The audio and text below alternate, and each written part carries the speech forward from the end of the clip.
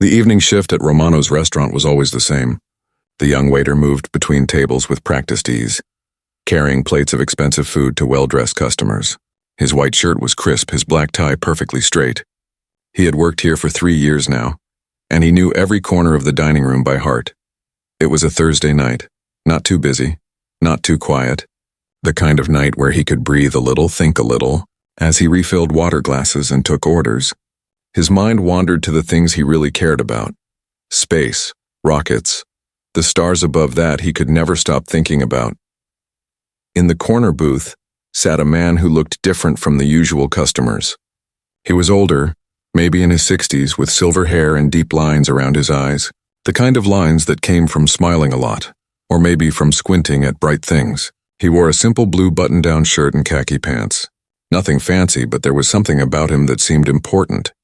The man had papers spread all over his table, not restaurant papers or business contracts, but sheets covered in numbers and diagrams and strange symbols. The waiter had seen things like this before, back when his life was different. Back when he was a student, he approached the table with his water pitcher. "More water, sir?" he asked politely. The man looked up, slightly startled, as if he had forgotten he was in a restaurant. "Oh, yes, please. Thank you." His voice was warm and friendly. As the waiter poured, he noticed the man's frustrated expression. The older gentleman was tapping his pen against one particular page, staring at it like it had personally offended him. The waiter stepped back professionally, but his eyes had already caught something. Those weren't just any papers. They were calculations.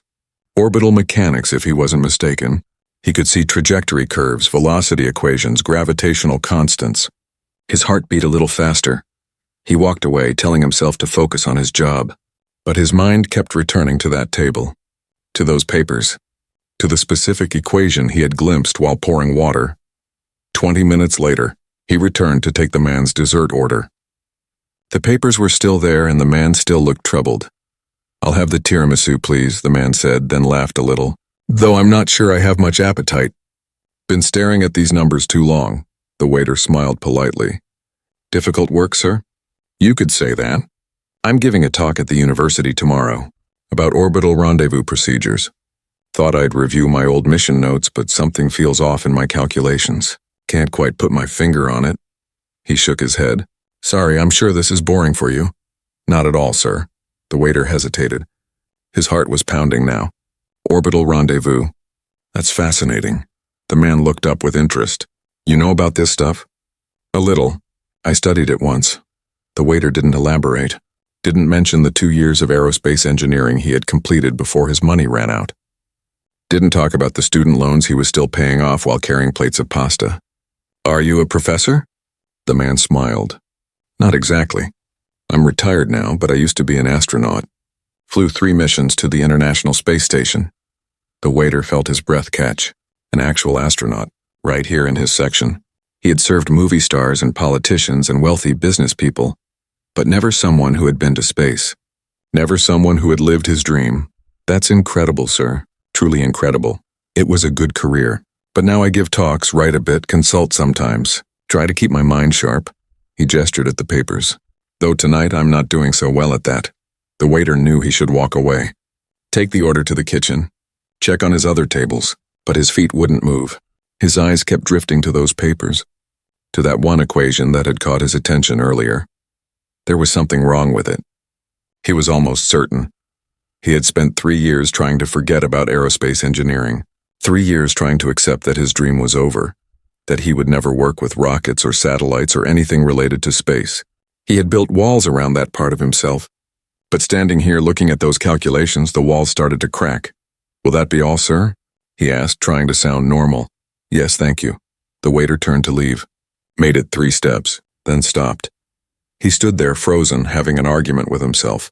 It wasn't his business. He was just a waiter. The man was an astronaut, someone who had actually been to space. Who was he to say anything? He could be wrong. He probably was wrong. It would be embarrassing, stupid. But what if he wasn't wrong? What if there really was an error and the astronaut gave his talk tomorrow with bad calculations? That would be worse. His hands were shaking slightly as he turned back around. "Sir, I apologize for interrupting," he said quietly, "but I couldn't help noticing. That is, I happened to see Your orbital mechanics calculations. The astronaut looked up, curious. Yes? The waiter took a deep breath. I think there might be a small error. In the delta V calculation on the top page, the sign in front of the gravitational parameter. I believe it should be negative, not positive. There. He had said it. Now the man would probably laugh at him or tell him to mind his own business. What did a waiter know about rocket science? But the astronaut didn't laugh. Instead, he pulled the paper closer and stared at it. His eyes narrowed. He picked up his pen and started checking the equation, working backwards through the mathematics. The waiter stood there awkwardly, not sure if he should leave or stay. After what felt like an hour but was probably only a minute, the astronaut looked up. His expression was one of complete surprise. You're absolutely right, he said slowly. It's a sign error. Small, but it would throw off everything else in the trajectory analysis. He looked at the waiter with new eyes, really seeing him for the first time. How did you spot that so quickly? The waiter felt his face grow warm. I studied aerospace engineering. For a while. Didn't finish my degree, but I still remember some things. Some things. The astronaut laughed. You caught an error I've been staring at for an hour. That's more than some things. He gestured to the empty chair across from him. Do you have a moment to sit? The waiter glanced around the restaurant. His manager was in the back. His other tables were fine for now. Just a moment, sir. He sat down, feeling strange and out of place. Waiters didn't sit with customers, but the astronaut was looking at him with such genuine interest that it seemed rude to refuse. What's your name, son? The waiter told him. Well, I'm Dr. Patterson, James Patterson, and I have to say I'm very impressed. Why didn't you finish your degree? The waiter shrugged, trying to keep the bitterness out of his voice. Money. My parents couldn't help anymore, and the loans weren't enough. I had to choose between staying in school or keeping a roof over my head. He smiled sadly. Turned out roofs are pretty important. Dr. Patterson nodded slowly. That's a shame. A real shame. You clearly have the mind for it. Maybe, but I'm here now. It's a good job. Pays the bills? Do you still study? Still keep up with the field? The waiter hesitated, then admitted. Yes, I read papers during my breaks. Watch rocket launches on my phone. Follow all the space news. I can't seem to stop loving it, even though it's not my life anymore.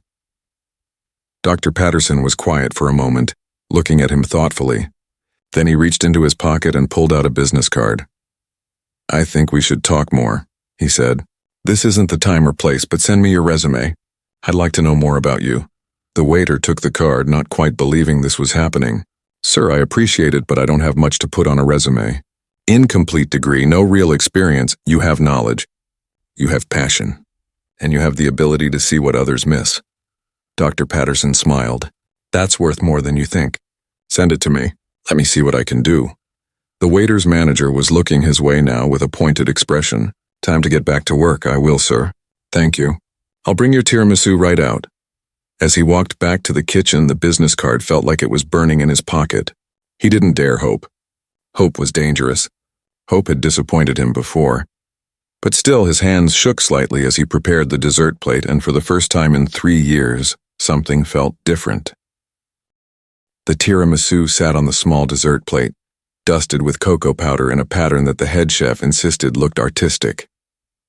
The waiter picked it up carefully, his mind still spinning from the conversation he'd just had. An astronaut. A real astronaut had asked for his resume. He carried the plate back to the corner booth, trying to compose himself. Professional. He needed to be professional.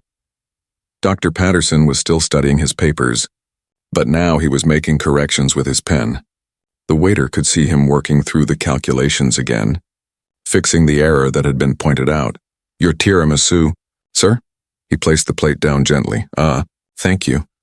Dr. Patterson looked up with a smile. And thank you again for catching that mistake. You saved me from looking like a fool tomorrow. I'm sure no one would have noticed, sir. Maybe not in the audience, but I would have known, and it would have bothered me for weeks. He took a bite of the dessert. This is excellent, by the way. I'll tell the chef.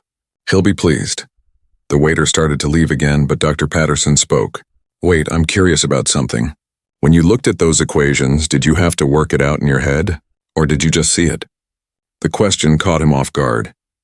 I'm not sure. Both, maybe? I saw the equation and something felt wrong about it. Then my brain sort of automatically worked backwards to check it. It only took a few seconds. Dr. Patterson nodded slowly as if this confirmed something he was thinking. That's a gift. That kind of intuition for mathematics. You can teach people the formulas, but you can't teach that instinct. Either someone has it or they don't. The waiter didn't know what to say to that. No one had ever called his ability with numbers a gift before. A useful skill, sure. Something that got him good grades, yes. But a gift? That seemed too grand. I'm serious about that resume, Dr. Patterson continued. I still have connections at NASA, at SpaceX, at several aerospace companies. The industry is always looking for smart people. But I don't have a degree, sir. Don't you need at least a bachelor's to work in aerospace? Usually, yes. But there are exceptions. And even if there weren't, you could finish your degree. There are programs, scholarships, part-time options. If someone wanted to help you, there are ways. He paused. The question is, do you want it? Do you really want to work in this field? Or have you made peace with a different life? It was a hard question. Maybe the hardest question anyone had asked him in years. The waiter looked down at his uniform, at the empty plates he was carrying, at the fancy restaurant around him. This job was fine. It was stable. He made decent money with tips.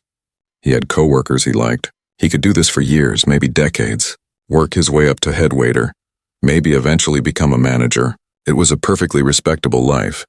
But it wasn't the life he had dreamed of. It wasn't even close. I want it, he said quietly.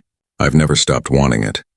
I watch every rocket launch. I read every new paper on propulsion systems and orbital mechanics. I fall asleep thinking about Mars missions and satellite constellations. It never went away. Dr. Patterson smiled, but it was a sad kind of smile. I know that feeling. The space bug, we call it. Once it bites you, you're infected for life. He finished his tiramisu and pushed the plate aside. Then send me that resume.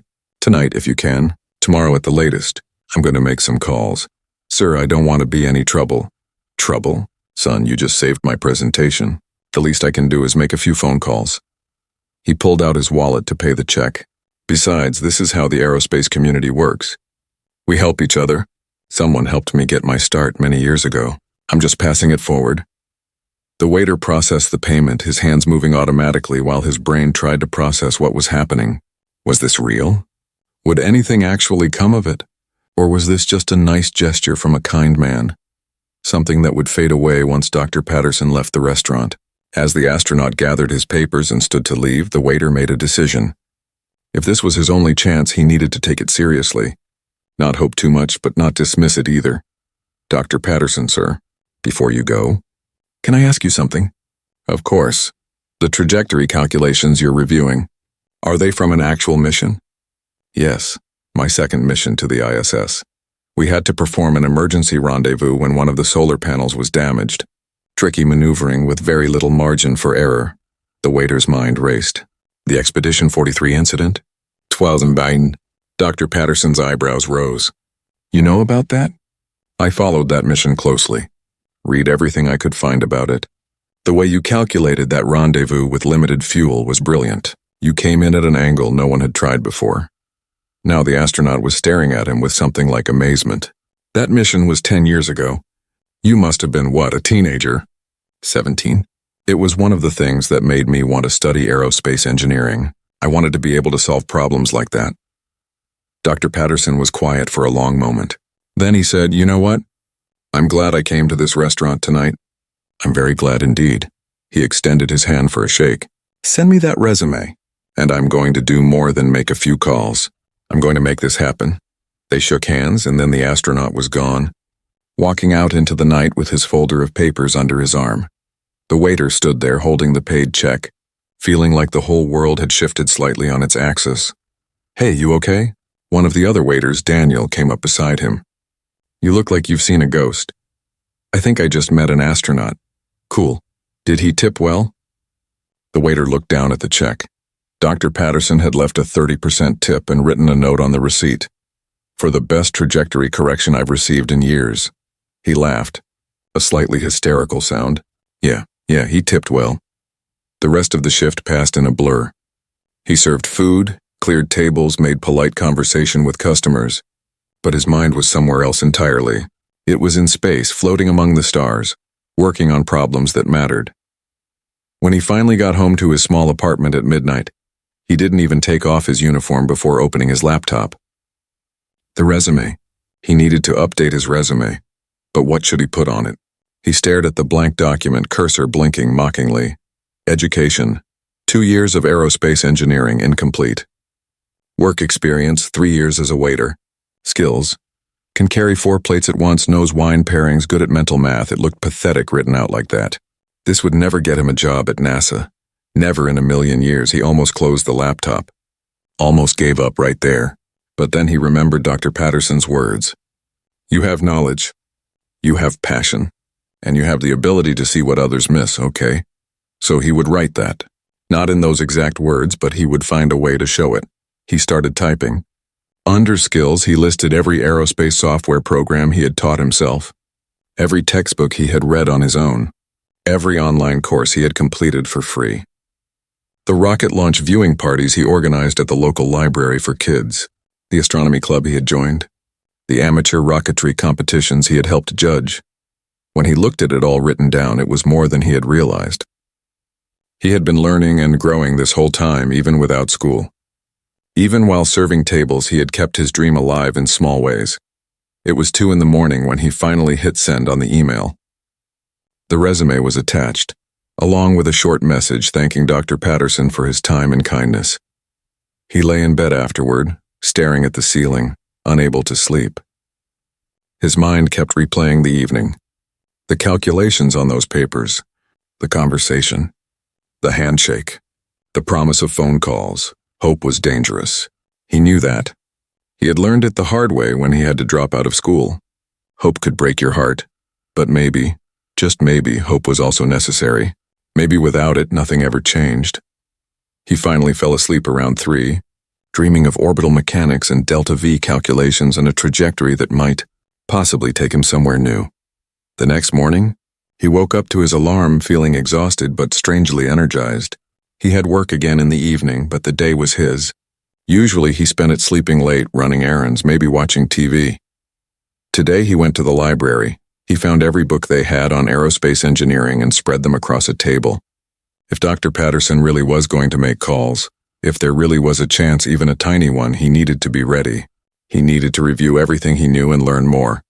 The librarian, Mrs. Chen, came by around noon. Working on something important? Maybe, hopefully, I'm not sure yet. She looked at the titles spread across his table. Orbital mechanics, spacecraft propulsion systems, mission planning and analysis. These aren't light reading. No, ma'am, but they're what I need, she smiled. Then I'll make sure no one bothers you. Good luck with whatever you're working toward. Thank you. I think I'm going to need it. He studied until the library closed, then went home to change for his evening shift. As he tied his tie in the mirror, he looked at himself differently. Yes, he was still a waiter, but maybe, just maybe, he wouldn't be a waiter forever. His phone buzzed just as he was heading out the door. An email from Dr. Patterson. His heart hammered as he opened it. Thank you for sending your resume so quickly. I've already forwarded it to 3 colleagues at NASA and 2 at private aerospace companies. I also told them about how you caught my calculation error and about your knowledge of past missions. One of them has already responded with interest. Stay tuned. This might move faster than you expect. Best, James Patterson. The waiter read the email 3 times, making sure he understood it correctly. Someone at NASA was interested. Actually interested. He walked to work in a daze, the autumn evening cool around him. The restaurant looked the same as always. The same tables, the same menu, the same kitchen staff arguing good-naturedly in the back. But somehow everything felt different now. Like the world had cracked open just a little bit, and light was streaming through. 2 weeks passed. 2 long, strange weeks where the waiter kept checking his email every hour, hope and doubt fighting inside him like 2 cats in a bag. Work continued as normal. He took orders, served food, cleaned tables. His co-workers noticed he seemed distracted, but he didn't tell them why. What would he say? That he might get a job at NASA? They would think he was crazy. He thought he was crazy. Dr. Patterson had sent one more email a few days after the first one. Brief and encouraging. These things take time. Don't lose faith. Good people are looking at your information. But 2 weeks felt like forever. Maybe the interest had faded. Maybe whoever looked at his resume decided an incomplete degree wasn't worth the trouble. Maybe this was just one of those nice moments that didn't lead anywhere. He was carrying a tray of dirty dishes back to the kitchen on a Tuesday night when his phone buzzed in his pocket. He ignored it. Couldn't check it now, not while working. But it buzzed again. And again. During his break, he finally pulled out his phone. 3 emails, all in the last 10 minutes. His hand shook as he opened them. The first was from Dr. Patterson. The subject line read, "Open the other email first." That was strange. He moved to the second email. The sender was someone named Dr. Rachel Kim, and the address ended in a NASA gov. His heart stopped. The email read, "Dear Sir, I hope this message finds you well. Dr. James Patterson has told me about your encounter and your background in aerospace engineering. I was particularly impressed by your ability to identify calculation errors quickly, and your continued self-study in the field despite leaving university. I am writing to invite you to attend the Advanced Mission Planning Symposium at Johnson Space Center next month as my personal guest. This is a 3-day event where NASA engineers, astronauts, and contractors discuss current and future missions. I think you would find it valuable, and I would very much like to meet you in person. All expenses will be covered by NASA. Please let me know if you are available. Best regards, Dr. Rachel Kim, Senior Mission Planner, NASA Johnson Space Center." He read it 3 times, then 4. Then he just stared at the screen, not quite believing what he was seeing. NASA. An actual person from NASA was inviting him to an actual NASA facility for a real symposium, with expenses covered. The third email was from Dr. Patterson again. "Congratulations. Rachel is one of the best in the business. This is a real opportunity. Don't waste it. Book the time off work immediately. We'll talk before you go. I'm proud of you, James." The waiter sat in the break room surrounded by dirty aprons and extra napkins, holding his phone like it was made of gold. His hands were shaking so badly he almost dropped it. "You look like you're going to pass out." Sarah, one of the hostesses, poked her head in. "You okay? I think I need to talk to the manager." "Now? We're in the middle of dinner service." "Yes, now. Please." She must have seen something in his face because she nodded and went to find Mr. Rodriguez. The manager appeared a few minutes later, looking annoyed. "This better be important. We have a full house tonight. I need time off. 3 days plus travel. In 4 weeks." Mr. Rodriguez frowned. "You never take time off. What's going on?" The waiter took a deep breath. He hadn't told anyone at work about any of this. But now it was real and he couldn't keep it inside anymore. "I've been invited to a NASA symposium at Johnson Space Center in Houston." His manager stared at him. "NASA, the space people?" "Yes, sir. Why would NASA invite you to anything?" It was a fair question. The waiter explained briefly about the astronaut and the calculations and the resume. Mr. Rodriguez listened with an expression that went from skeptical to surprised to something like impressed. "Well," he said finally, "that's quite a story. You'll need to find coverage for your shifts, but yes, you can have the time off. First vacation in 2 years, you've earned it." "Thank you, sir. Thank you so much. Just don't forget about us when you're working for NASA." Mr. Rodriguez smiled, but there was something sad in it, like he was already seeing the waiter leave. "I'm not working for NASA, sir. It's just a visit." "Sure, just a visit." The manager patted his shoulder and went back to the dining room. The waiter sat there a moment longer, then pulled up the email again to respond to Dr. Kim. His fingers hovered over the keyboard. "What did you say to someone from NASA? How did you sound professional and grateful without seeming desperate?" He wrote and deleted 3 different responses before finally settling on something simple. "Dr. Kim, thank you so much for this incredible opportunity. I would be honored to attend the symposium. I'm available for the dates you mentioned. Please let me know what steps I need to take to prepare. I am very grateful for your invitation. Respectfully," his name. He hit send before he could overthink it more. The rest of the shift passed in a blur. He messed up 2 orders, forgot to refill water glasses, and walked into a doorframe because he wasn't paying attention. His co-workers definitely noticed now. "What's going on with you tonight?" Daniel asked while they were polishing silverware. "I'm going to NASA." "Like the space place?" "Yes," Daniel laughed. "Okay, seriously though, what's wrong?" "I'm serious. I got invited to a symposium at Johnson Space Center." The laughter died. Wait, really? Really? How did that happen? So the waiter explained, and soon other servers gathered around to listen. They looked at him like he was a completely different person. Which maybe he was. Or maybe he was finally becoming the person he was always supposed to be. That's amazing, Sarah said. You have to tell us everything when you get back. If I come back, he joked. Don't even joke about that. We need you here. But she was smiling when she said it. When he got home that night, there were already 2 more emails from Dr. Kim with details about the symposium, schedule, hotel information, suggested reading materials to prepare. She had also attached a list of sessions that might interest him based on his background. He opened the schedule and felt overwhelmed. Panel discussions on orbital debris mitigation, workshops on propulsion system efficiency, presentations from astronauts about recent missions, a tour of mission control, networking sessions with NASA engineers and contractors. It was everything he had dreamed about and more. It was terrifying. What if he didn't fit in? What if everyone there had advanced degrees and years of experience? What if they asked him questions he couldn't answer? What if Dr. Kim regretted inviting him once she met him in person? He called Dr. Patterson. The astronaut had included his phone number in one of the emails, saying to call any time. Hello? Dr. Patterson, sir, it's me. The waiter. From Romano's. I was hoping you'd call. You got Rachel's invitation? Yes, sir, I did. I wanted to thank you. I don't know how to thank you enough. Thank Rachel. She's the one who set this up. I just told her about you. I'm nervous, sir. Really nervous. What if I don't belong there? Dr. Patterson laughed kindly. Listen to me. Everyone feels like they don't belong at their first big event. I felt that way at my first astronaut training. Rachel felt that way at her first NASA conference. It's normal. But you do belong there. You have knowledge. You have passion. And you have something that can't be taught. You have instinct. Trust that. But everyone else will have degrees and experience, and you'll have a fresh perspective.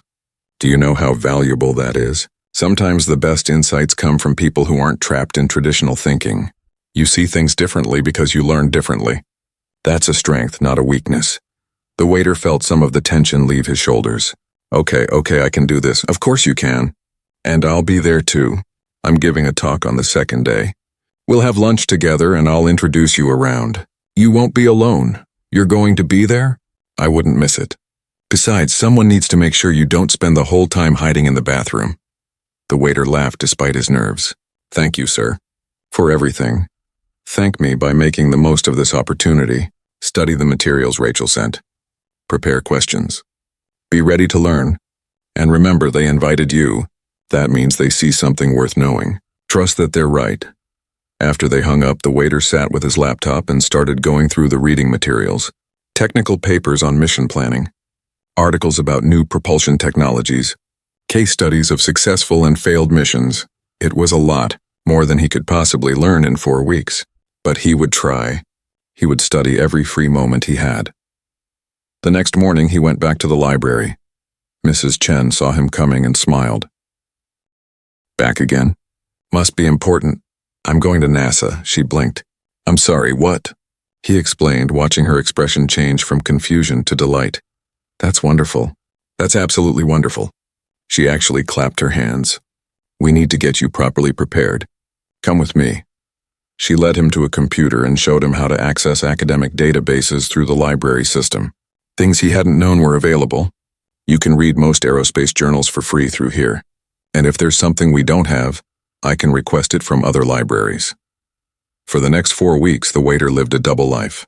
By night, he served tables and took orders. By day, he studied. He read papers until his eyes hurt. He watched recorded lectures from aerospace conferences. He reviewed his old textbooks from university, making sure he remembered the fundamentals. His co-workers started calling him the professor as a joke. He took it as a compliment. 2 days before his flight to Houston, Dr. Kim sent one more email. I've been sharing your story with some colleagues. There's a lot of interest in meeting you. No pressure, but be prepared for people to ask questions. They're curious about your background and your perspective. See you soon, interested. NASA engineers were interested in him. It seemed impossible. He packed his bag the night before his flight. 1 suit, the same one he had worn to his cousin's wedding 3 years ago. 2 nice shirts. His nicest shoes. a notebook, and 3 pens. His old aerospace engineering textbooks just in case. At the bottom of the bag he packed something else. A photograph from his first year of university. Him standing in front of a rocket model, grinning like he had won the lottery. The person in that photo had been so sure of his future, so confident that he would work in aerospace someday. That person had been crushed by circumstances. But maybe, just maybe, that person had been right after all, just on a different timeline than expected. The waiter looked at himself in the mirror. Same face, same body, but something in his eyes was different now. There was hope there. Real, genuine hope. Tomorrow he would fly to Houston. Tomorrow he would walk into NASA. Tomorrow his life might change forever. He barely slept that night, but it didn't matter. He was ready. The plane touched down in Houston on a bright Wednesday morning. The waiter pressed his face against the window, watching the city spread out below. Somewhere down there was Johnson Space Center. Somewhere down there, people were planning missions to Mars and maintaining the International Space Station and solving problems he had only dreamed about.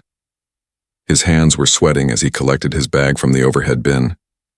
The suit jacket he was wearing felt too tight, even though it was the same size he had always worn. Everything felt wrong and right at the same time. A driver was waiting at the airport holding a sign with his name on it. A driver, for him. This was surreal. First time in Houston? The driver asked as they loaded into the car. Yes, sir. First time at NASA? Yes, sir. The driver smiled. You'll love it. It's something special. The hotel was nice, too nice. The kind of place with fluffy robes and little bottles of expensive soap. The kind of place he would never stay on his own budget. His room was on the 7th floor with a view of the city. There was a welcome packet on the bed with the symposium schedule and a name badge. He picked up the badge. His name was printed neatly above the words, Guest of Dr. Rachel Kim, NASA. He stared at it for a long moment, then carefully hung it around his neck. The symposium started tomorrow morning, but there was a welcome reception tonight. Casual, the email had said. A chance to meet people before the formal sessions began. Casual. What did casual mean for NASA engineers? He put on khaki pants and a button-down shirt, no tie. Looked at himself in the mirror.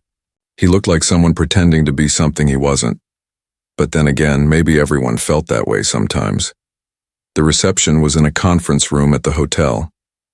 He could hear voices and laughter before he even opened the door. For a moment he almost turned around and went back to his room. What was he doing here? These people were professionals, experts, geniuses. He was a waiter who read space news during his lunch breaks. But Dr. Patterson's words came back to him. You belong there. He opened the door. The room was full of people.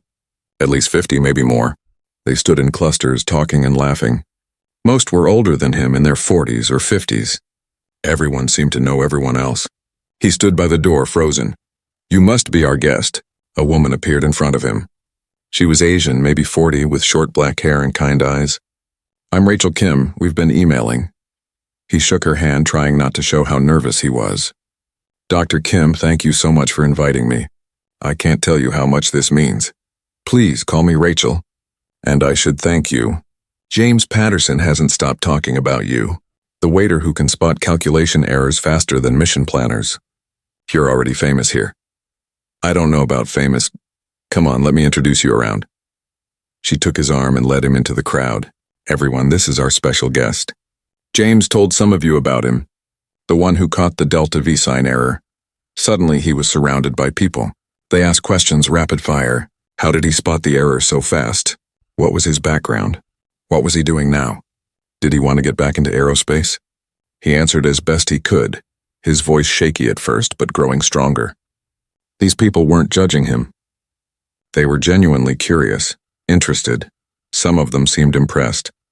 I love this story, said an older man with a gray beard. He introduced himself as Dr. Chen, a propulsion specialist.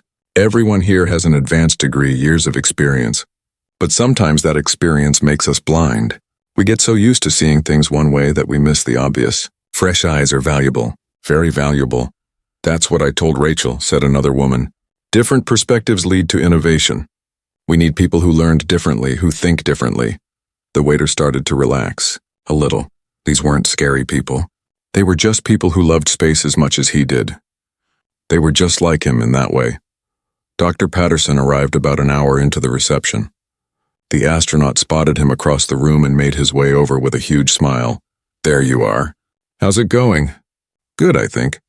Everyone's been really kind. Of course they have. I told you, this community takes care of its own." He lowered his voice. "Rachel told me she's already had 3 people ask about you. Contractors looking for junior analysts. You're making an impression. I haven't done anything yet. You showed up. You engaged.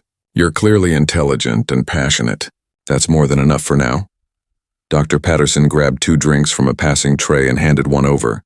"Tomorrow's the real test, though. The technical sessions. That's where you'll see if this world is really for you." "What do you mean?" "Aerospace is fascinating, but it can also be tedious. Long meetings about regulations.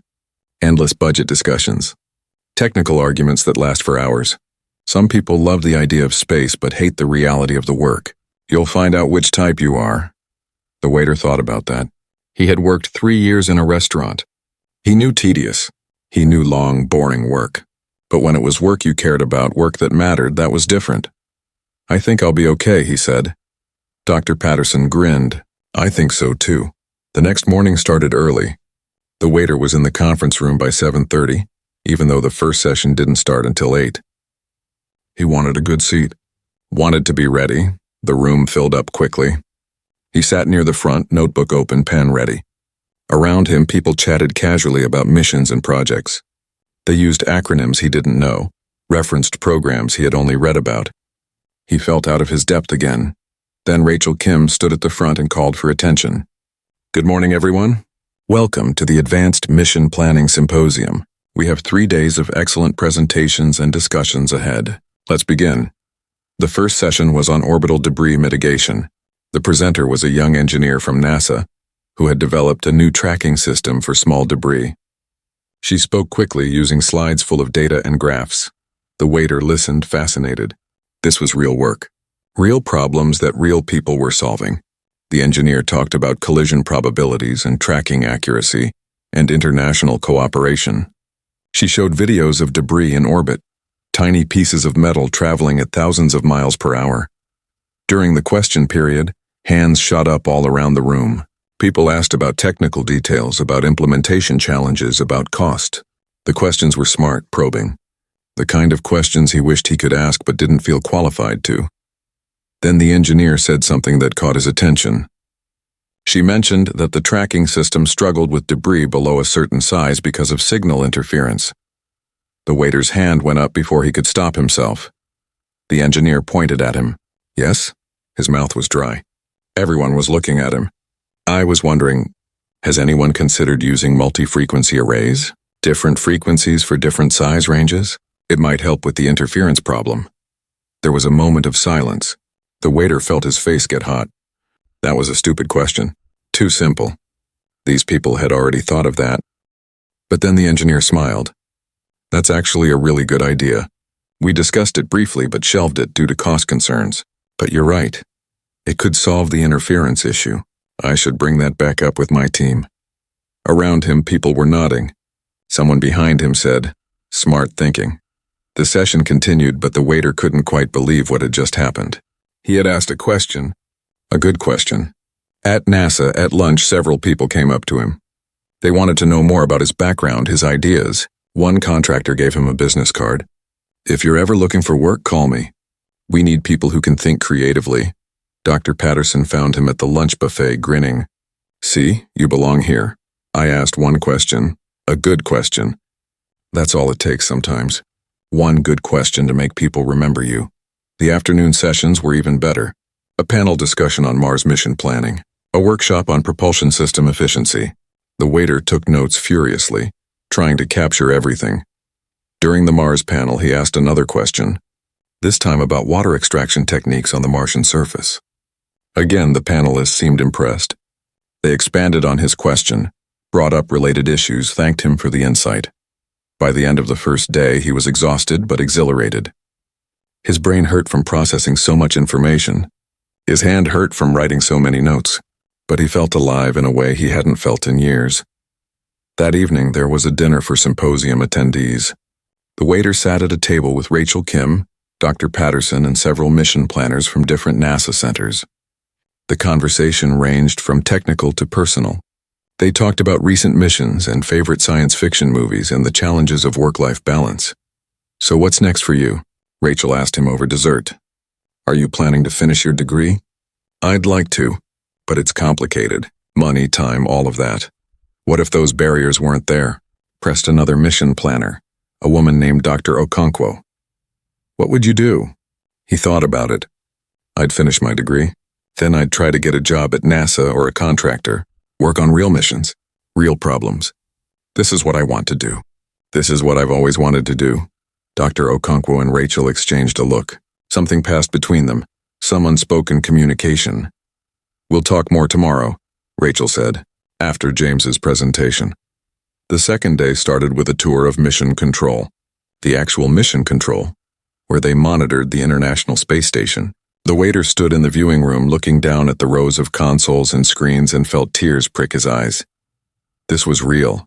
This was where it happened, where people talked to astronauts in space, where they solved problems in real time, where they made history. A current mission controller gave them a briefing. She was young, maybe 30, and she talked about her job with obvious passion. "Every day is different. Every day presents new challenges. But every day I know I'm part of something important, something that matters." That's what he wanted, that feeling, that purpose. Dr. Patterson's presentation was in the afternoon. He talked about emergency procedures during his missions, using the Expedition 43 incident as a case study. The waiter sat in the front row, listening to the astronaut describe the exact scenario he had read about years ago. Hearing it directly from someone who was there, who had lived it, made it even more powerful. During the Q&A, someone asked how Dr. Patterson had stayed calm during the crisis.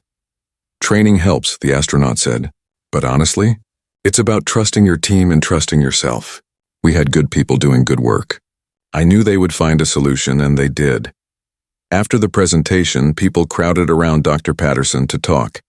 The waiter hung back, not wanting to intrude, but the astronaut caught his eye and waved him over. "This is the young man I told you about," Dr. Patterson said to the group. "The one who caught my calculation error. Best trajectory correction I've had in a decade." People laughed, but they looked at him with interest. More business cards were exchanged. More conversations about opportunities and possibilities. That evening, Rachel Kim asked him to meet her in the hotel lobby. When he arrived, she was sitting with Dr. Okonkwo and a man he didn't recognize.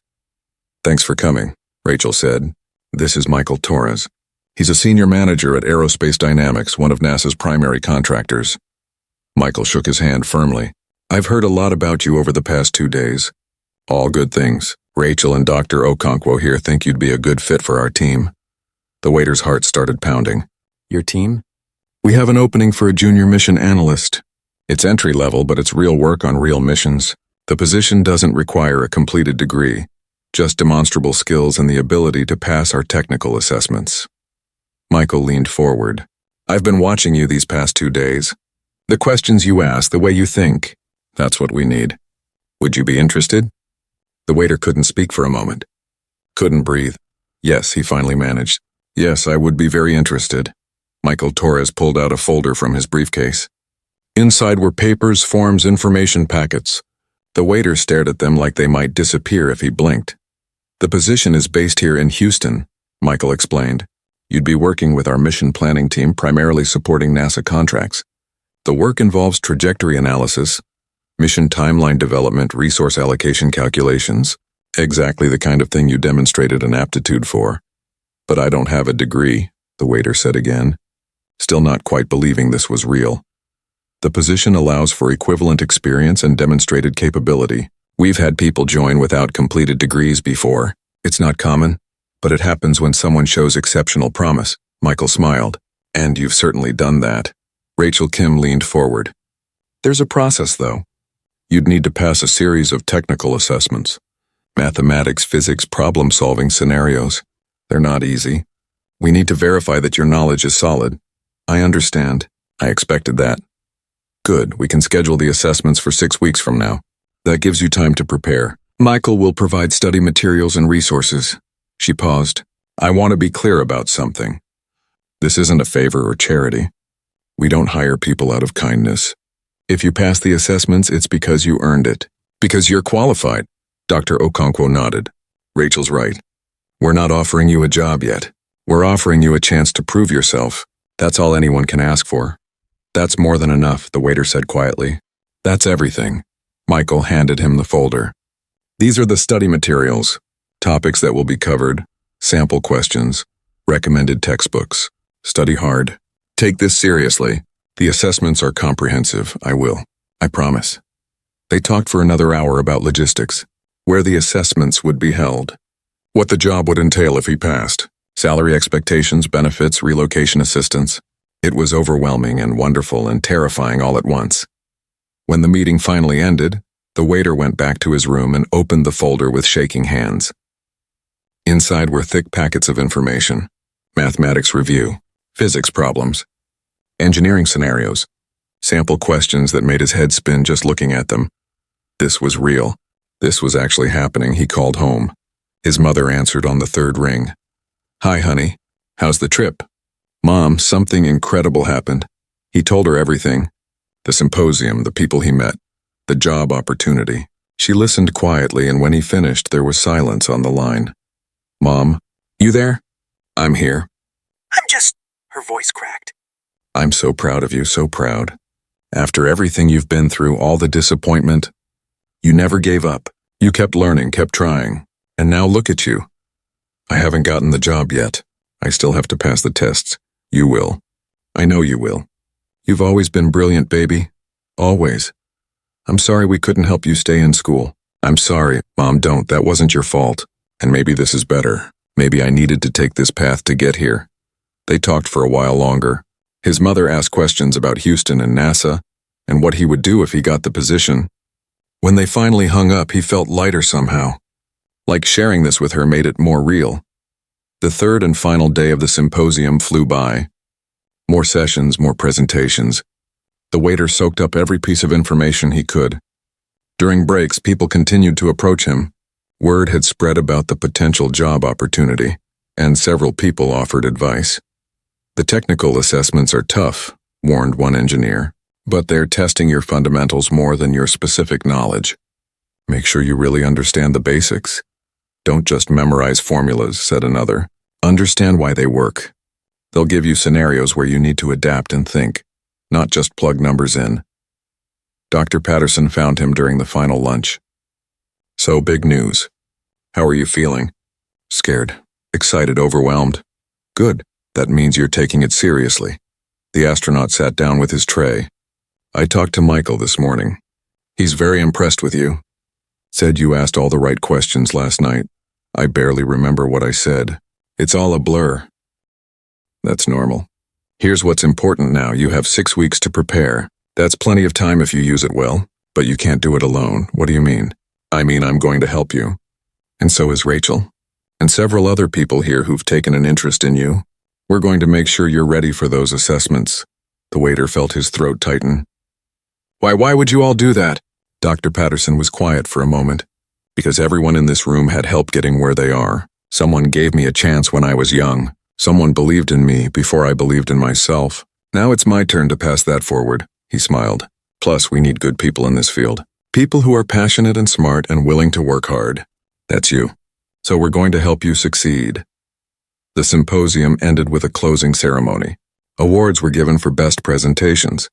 Thanks were offered to organizers and sponsors, and then Rachel Kim took the microphone for a final announcement. Before we close, I want to recognize someone special. We had a guest attend this year who reminded all of us why we do this work, why we push boundaries and solve impossible problems. He came here with an incomplete degree and a job serving tables, but he also came with passion, knowledge, and the kind of fresh perspective we need more of. She looked directly at him. Thank you for joining us, and good luck with your assessments. We're all rooting for you.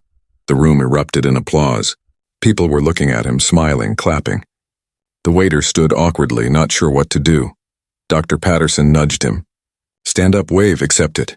He stood, waved, tried not to cry. The flight home the next day felt surreal. He sat by the window, the folder of study materials on his lap, and tried to process the last 3 days. 4 days ago, he was a waiter with a dead dream. Now he had a chance. A real chance, but it was only a chance. He still had to pass the assessments. and from what everyone said, they weren't easy. When he got back to his apartment, he spread the study materials across his small kitchen table. There were hundreds of pages. Topics ranging from basic physics to advanced calculus to specialized aerospace concepts. 6 weeks. He had 6 weeks to master all of this. It seemed impossible. But then again, a week ago, attending a NASA symposium seemed impossible too. He made a plan.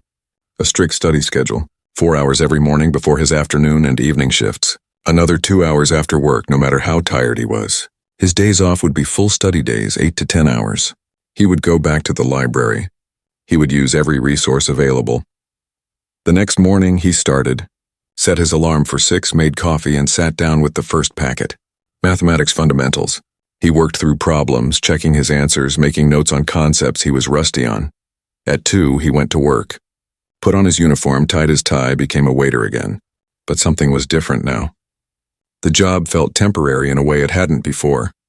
Not bad, just not permanent. Not forever. His coworkers noticed something had changed. "You're different," Daniel said while they were setting up for dinner service. "You went to Houston and came back different." "How?" "I don't know. More confident, maybe? Like you know something we don't." The waiter smiled. "I might have a job opportunity. At an aerospace company. But I have to pass some tests first." "No way." "Seriously?" "Seriously. It's not guaranteed, but it's possible." Word spread quickly through the staff. By the end of the night, everyone knew. Mr. Rodriguez, the manager, pulled him aside. "I heard about your opportunity. That's wonderful. Really wonderful. Thank you, sir. But I still work here, and I'll keep working here unless I actually get the job." "I know, but start thinking about a transition plan. If you pass those tests, you'll need to give notice. I want to make sure we're prepared." It was strange, everyone assuming he would succeed. Part of him wanted to tell them not to get excited, not to assume anything. But another part of him thought, why not assume success? Why not believe it was possible? Dr. Patterson called that evening. "How was your first day back?" "Good, strange. I started studying this morning." "Good man. Listen, I've talked to some colleagues. We're going to set up weekly video calls to help you prepare. Different people will cover different topics. Rachel's handling the orbital mechanics sessions. Dr. Chen offered to cover propulsion basics. Dr. Okonkwo will do problem-solving strategies. You're doing this for me, for you, and for the field. We want you to succeed, so let us help." The weekly calls started the following week. Every Tuesday evening, the waiter would log on to a video conference with someone from the symposium. They would review concepts, work through problems, answer his questions. It was like having private tutors from NASA. Rachel Kim's sessions were intense but invaluable. She didn't just teach him formulas. She taught him how to think about problems, how to break complex scenarios into manageable pieces, how to check his work efficiently. "The assessments will test your thinking process as much as your knowledge," she explained. "Show your work. Explain your reasoning, even if you get the wrong answer. Showing good problem-solving skills matters." Dr. Chen's propulsion sessions were fascinating. He explained not just how rocket engines worked, but why they were designed certain ways, the trade-offs and compromises that went into every decision. "Engineering is about optimization," he said. "There's rarely one perfect answer. There are many possible answers, each with pros and cons. Your job is to find the best answer for the specific situation." Dr. Okonkwo focused on the practical aspects. "You'll get scenarios that seem impossible at first. That's intentional. They want to see how you respond to pressure, to uncertainty. Don't panic. Break it down. Make reasonable assumptions. Show your logic." Between the video calls and his own studying, the waiter was learning faster than he ever had in university. Maybe because it was his choice now, his dream. Not something he had to do, but something he desperately wanted to do. His co-workers at the restaurant were supportive in their own ways. Sarah started bringing him coffee during his breaks when she saw him studying. Daniel would cover some of his side work so he could leave a few minutes early. Even Mr. Rodriguez seemed to go easier on him, understanding that his mind was partly somewhere else. "You're really doing this," Sarah said one night during a slow period. "You're really going to work for NASA. Maybe, if I pass the tests." "You'll pass. I've seen you studying. I've never seen anyone work that hard. I have to. This is my only chance." "No," she said firmly. "This is your earned chance. There's a difference. You didn't get lucky. You made this happen. 4 weeks into his preparation, the waiter took a practice assessment that Michael Torres had sent him. It was a full simulation of what the real test would be like. 4 hours of problems and scenarios and calculations. He set aside a Saturday morning, turned off his phone, and worked through it like it was the real thing. It was brutal. Some questions he answered confidently. Others left him uncertain. A few completely stumped him. When the 4 hours were up, his brain felt like mush. He sent his answers to Rachel as instructed. She would review them and give feedback. 2 days later, they had a video call. Rachel's face appeared on screen, serious but not unkind. "I reviewed your practice assessment. Want to know how you did?" His heart was pounding. "Yes, you passed. Barely, but you passed. You'd score about 72% and they require 70 to pass." Relief flooded through him. Then concern. "Barely passing isn't good enough though, is it?" "Not really. You want to go in there confident, not scraping by." She pulled up her notes. "Let's talk about where you struggled." They spent an hour reviewing his mistakes. Some were careless errors. Others showed gaps in his knowledge that needed filling. But none of them were unfixable. "You have 2 more weeks," Rachel said. "Focus on these weak areas. Take another practice test next week. You can do this, but you need to push harder." So he pushed harder. Cut back his work hours at the restaurant, even though it meant less money. Spent every available moment studying. His apartment became covered in note cards and formula sheets and practice problems.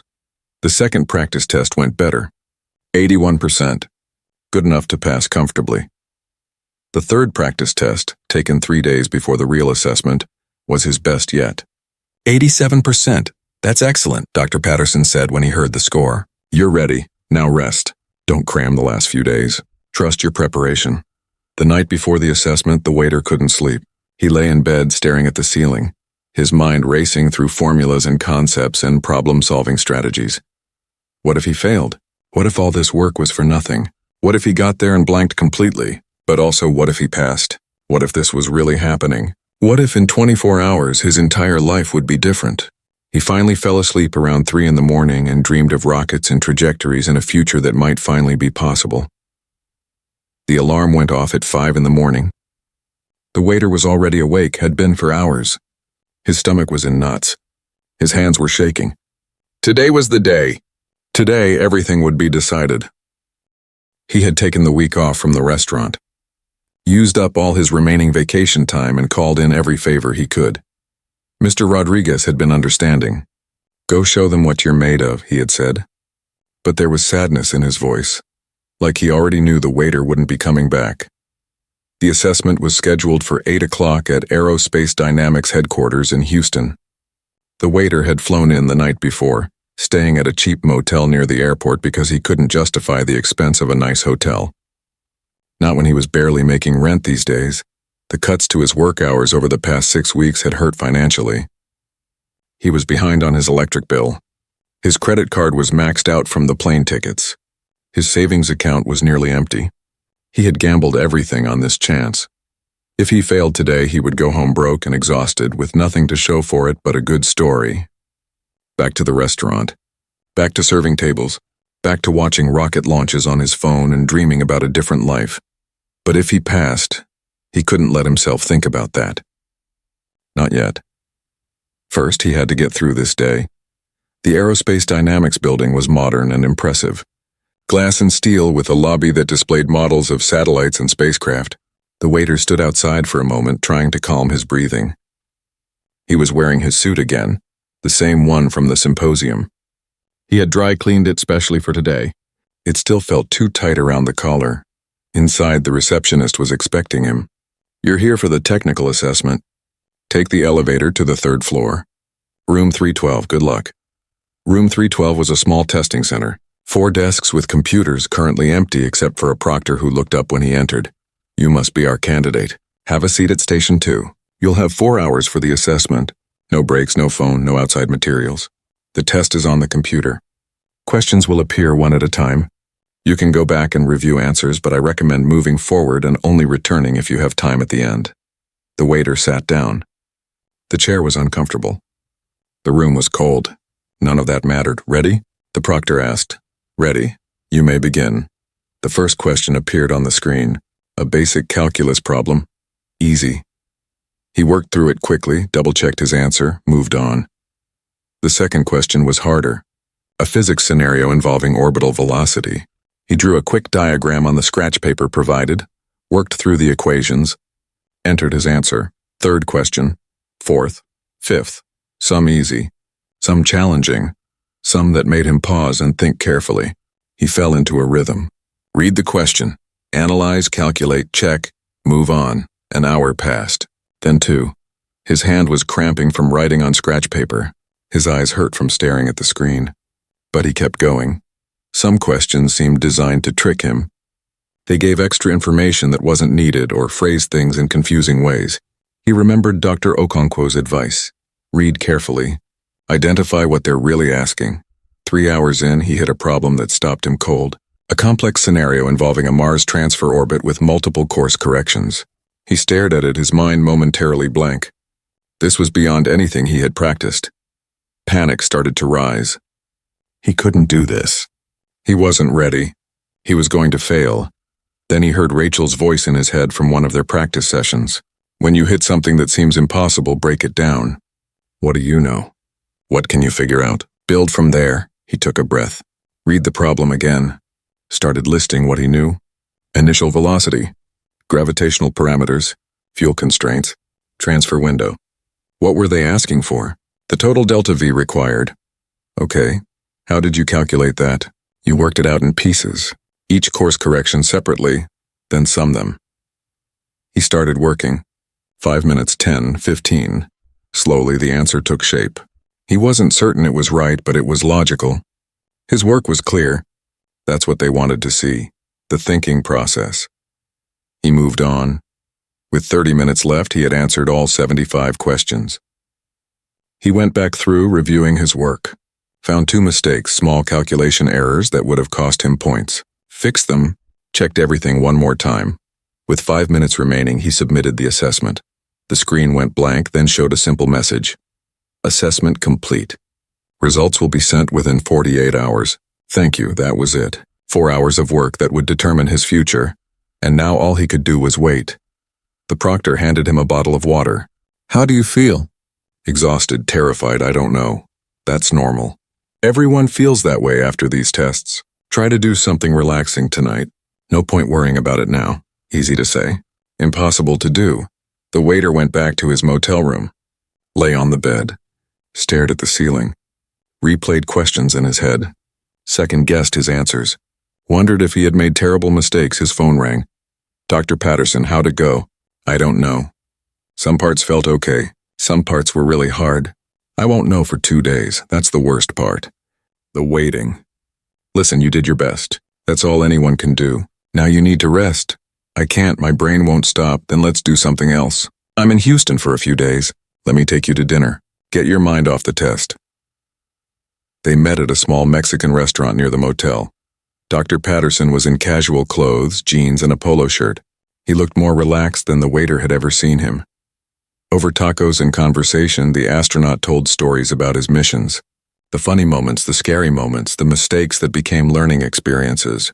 He talked about his own early career, the times he had doubted himself, the assessments he had barely passed. My first astronaut selection assessment, I bombed one entire section, he admitted. Thought I was done, but I did well enough on the others that they gave me a second chance. Sometimes that's all you need, to do well enough to get another shot. What if I didn't do well enough? Dr. Patterson was quiet for a moment. Then we find another way. This isn't the only path. It's not even over if you don't pass this time. You could take the assessment again, or find a different company, or go back to school if you want. He leaned forward, but I don't think that's going to happen. I think you passed. I think you did better than you realize. You're just saying that to make me feel better. I'm saying it because I believe it. I've seen you work. I've seen how you think. You have what it takes. The waiter wanted to believe him, but doubt was a powerful thing. The next day passed slowly. He didn't want to fly home yet, not before hearing the results. But sitting in the motel room was driving him crazy. He went for walks, tried to read, checked his email every 15 minutes even though they said 48 hours.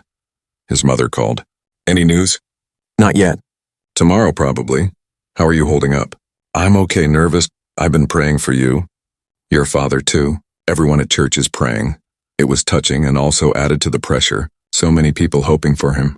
What if he let them all down? Thanks, Mom. I'll call as soon as I know something. That night, he barely slept again. Dozed off around midnight, woke at 3, gave up at 5, and just lay there in the dark. At 7:30, his phone buzzed.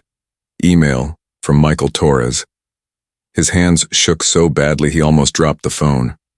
This was it. The moment everything changed or stayed the same, he opened the email. Dear his name, thank you for taking the time to complete our technical assessment. We have reviewed your results and... He couldn't read any further. His vision was blurring. His heart was pounding so hard he thought he might pass out. Deep breath. He forced himself to keep reading. And we are pleased to inform you that you passed with a score of 84%, well above our minimum requirement.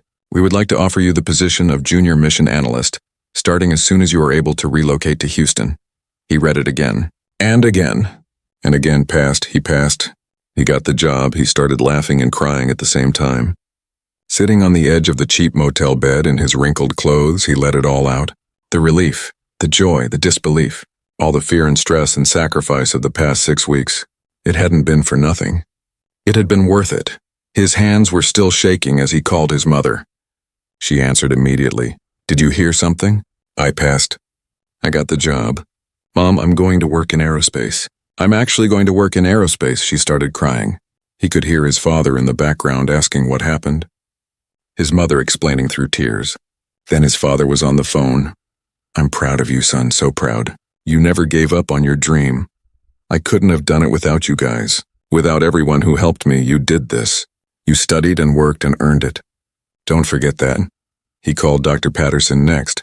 The astronaut answered with, Well, I passed. 84%, I knew it. I knew you could do it. There was genuine joy in his voice. When do you start? The email says as soon as I can relocate. I need to give notice at the restaurant, pack up my apartment, figure out housing here. One step at a time. First step, call Michael and accept the position officially. Then we'll figure out the rest. The waiter spent the rest of the morning on the phone, accepting the job officially with Michael, talking to Rachel and others who had helped him prepare.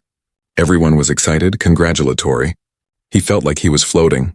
That afternoon, he flew home, back to his small apartment and his life that was about to completely change. He looked around at his belongings, not much. A few pieces of furniture, books, clothes. Everything could probably fit in a small moving truck. Monday morning, he went to the restaurant. Asked to speak with Mr. Rodriguez in private. I need to give my notice. 2 weeks, if that's okay. His manager smiled sadly. You passed the assessment. I did. I'm moving to Houston. Starting a job as a mission analyst. I'm happy for you. Really happy. But we're going to miss you around here. You're one of our best. Thank you for understanding, for being flexible these past few weeks. I couldn't have done this without that. We believe in supporting our people, even when it means losing them to something better. Mr. Rodriguez shook his hand. Congratulations. Go do great things. The next 2 weeks were a whirlwind. The waiter worked his final shifts at the restaurant. His coworkers threw him a small goodbye party. Sarah made a cake shaped like a rocket. Daniel gave him a framed photo of the staff with, We're proud of you written on the back. Don't forget about us when you're working at NASA, Sarah said, hugging him. I could never forget you guys. You supported me when this was just a crazy dream. He packed his apartment, sold his furniture, arranged for a moving company to take the rest. Dr. Patterson connected him with a realtor in Houston who helped him find a small apartment near the Aerospace Dynamics office. His last night in town, he sat on the floor of his empty apartment. This place had been home for 3 years. Here he had cried over dropping out of school. Here he had worked double shifts and studied during breaks. Here he had dared to hope again. Now he was leaving it behind, moving toward something new, something better. The fear was still there. What if he wasn't good enough? What if he couldn't do the actual job? What if this was all a mistake? But he thought about that night in the restaurant. Seeing those calculations, speaking up even though he was scared, that choice had led to this moment.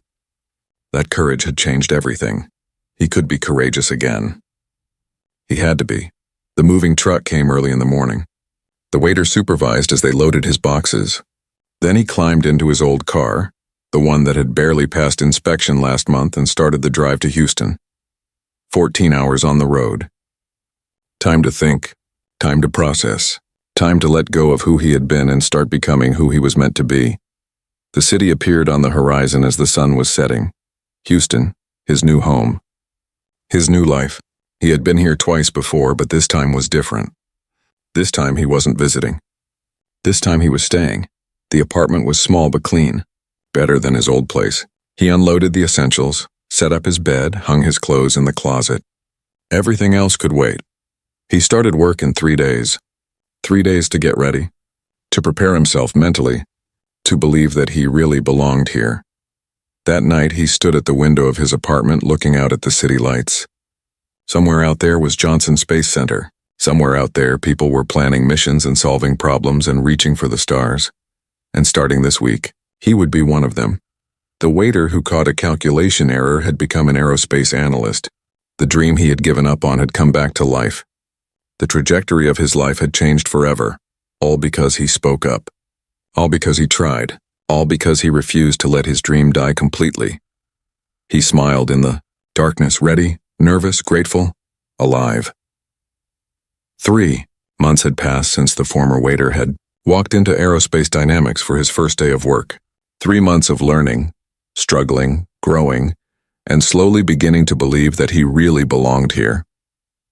The first weeks had been overwhelming. So many new systems to learn, so many acronyms and protocols and procedures. His desk was in a large office with 8 other analysts, all of whom had advanced degrees and years of experience. He was the youngest by a decade, the least educated by far, but Michael Torres, true to his word, had supported him, assigned him a mentor, a senior analyst named Patricia who had patience and a gift for explaining complex things simply. She never made him feel stupid for asking questions. Everyone starts somewhere, she said when he apologized for asking about something basic. I'd rather you ask and understand than pretend you know and make mistakes. The work was exactly what he had dreamed about. Trajectory calculations for satellite deployments, timeline analysis for cargo missions to the International Space Station, resource allocation problems. Every day brought new challenges, new problems to solve. Some days he felt like he was drowning. The learning curve was steep and mistakes had consequences. Once he had miscalculated a fuel requirement by a small margin. Patricia caught it during review, but it shook him. What if she hadn't caught it? What if his error had caused real problems? That's why we have review processes, she assured him. No one works alone. We check each other, catch each other's mistakes. That's how we stay safe. Other days he felt like he was exactly where he was supposed to be, when he spotted an inefficiency in a planned maneuver and suggested a better approach. When his calculations matched perfectly with the senior analyst's. When Patricia told him, "Good work today. You're getting faster." Dr. Patterson visited once a month. The retired astronaut had become a mentor and friend. They would have lunch and the older man would ask about his work, his life, how he was adjusting. "Are you happy?" Dr. Patterson asked during one of these lunches. "Yes, overwhelmed sometimes, but yes. This is what I wanted." "Good, you've earned it. But remember, the goal isn't to prove yourself worthy. You already did that. Now the goal is to grow, to learn, to contribute. Don't spend all your energy trying to justify your presence. Just be present." It was good advice. Hard to follow sometimes, but good. Rachel Kim had also stayed in touch.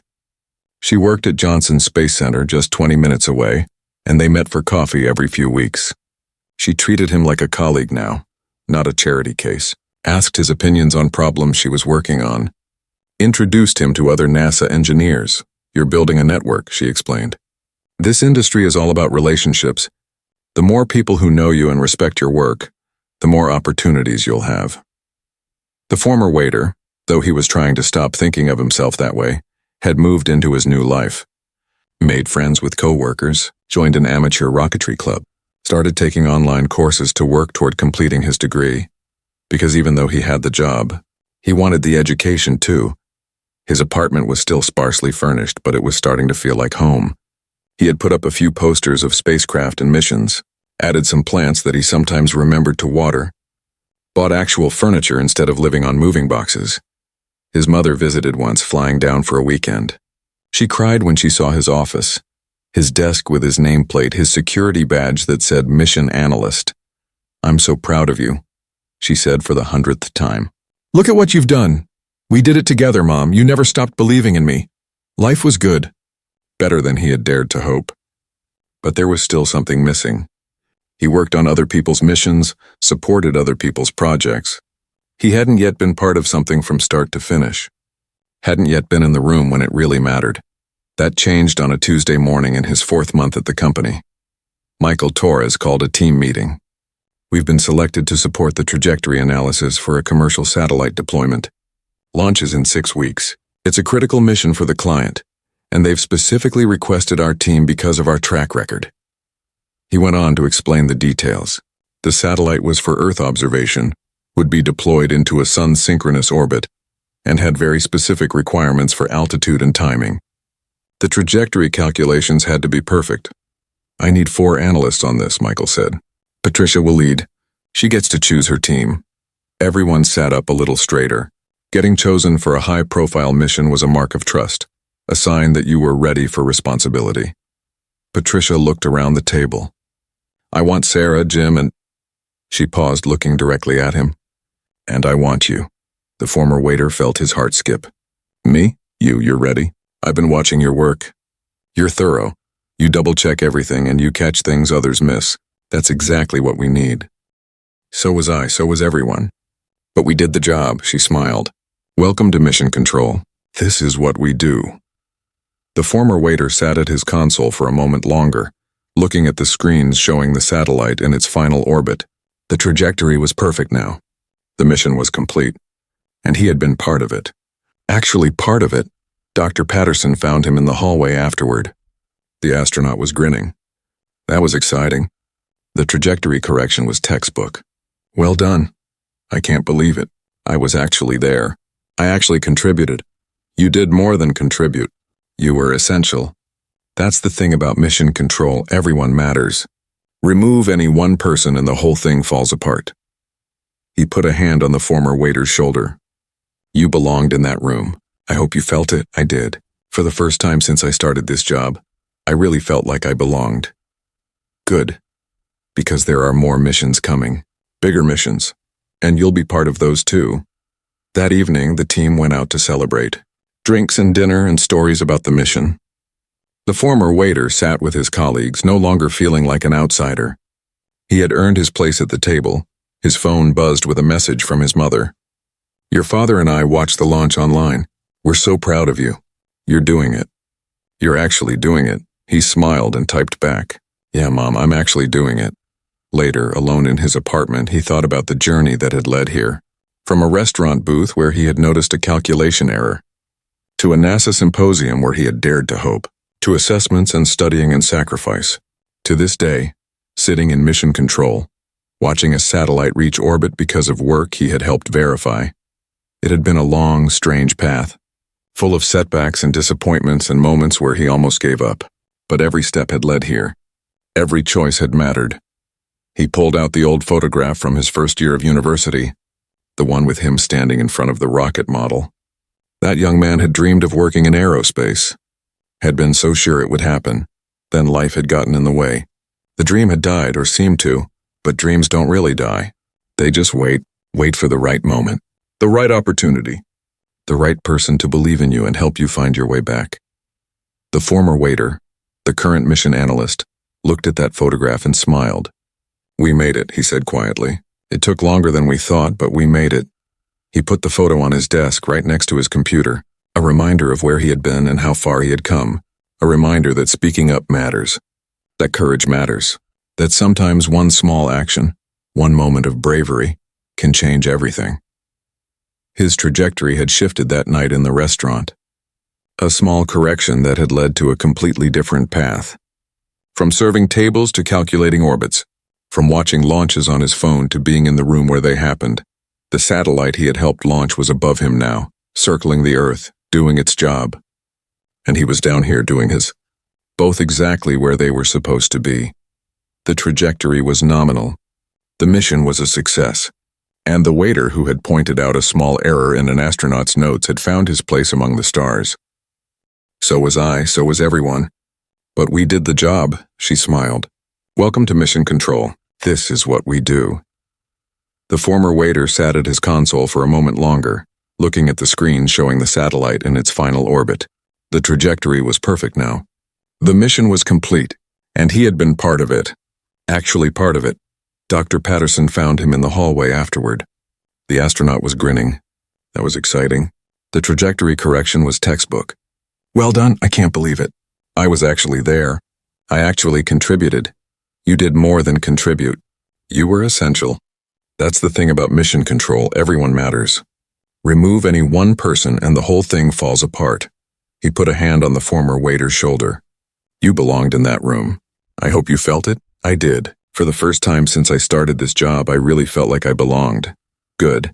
Because there are more missions coming. Bigger missions. And you'll be part of those too. That evening, the team went out to celebrate. Drinks and dinner and stories about the mission. The former waiter sat with his colleagues, no longer feeling like an outsider. He had earned his place at the table. His phone buzzed with a message from his mother. Your father and I watched the launch online. We're so proud of you. You're doing it. You're actually doing it, he smiled and typed back. Yeah, Mom, I'm actually doing it. Later, alone in his apartment, he thought about the journey that had led here. From a restaurant booth where he had noticed a calculation error, to a NASA symposium where he had dared to hope, to assessments and studying and sacrifice, to this day, sitting in mission control, watching a satellite reach orbit because of work he had helped verify. It had been a long, strange path, full of setbacks and disappointments and moments where he almost gave up, but every step had led here. Every choice had mattered. He pulled out the old photograph from his first year of university, the one with him standing in front of the rocket model. That young man had dreamed of working in aerospace, had been so sure it would happen, then life had gotten in the way. The dream had died, or seemed to, but dreams don't really die. They just wait. Wait for the right moment, the right opportunity, the right person to believe in you and help you find your way back. The former waiter, the current mission analyst, looked at that photograph and smiled. We made it, he said quietly. It took longer than we thought, but we made it. He put the photo on his desk right next to his computer, a reminder of where he had been and how far he had come, a reminder that speaking up matters, that courage matters, that sometimes one small action, one moment of bravery can change everything. His trajectory had shifted that night in the restaurant. A small correction that had led to a completely different path. From serving tables to calculating orbits, from watching launches on his phone to being in the room where they happened. The satellite he had helped launch was above him now, circling the Earth, doing its job, and he was down here doing his, both exactly where they were supposed to be. The trajectory was nominal. The mission was a success, and the waiter who had pointed out a small error in an astronaut's notes had found his place among the stars.